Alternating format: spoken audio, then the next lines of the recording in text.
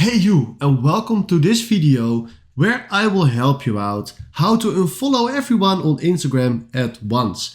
That is very simple to do, because if you want to pay for it, we go to our app store and you have plenty of apps where you pay around 10 euros a month, where you can delete all your followers at once. So if you can see this app just right here, you will see all your followers. And then if you go to that, you can tap those followers easy away by using an app like this. But I can read your mind and you don't want to pay for this. So the only way where you can do it between the policies from Instagram and on a free way is just by going to your profile, go to your following and remove all those people that you don't want to follow.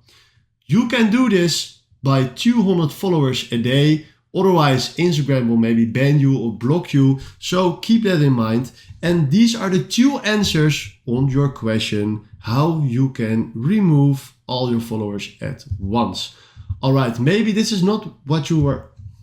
Alright, if you found this video helpful, please consider subscribing and give this video a like. And then for now, thanks for watching.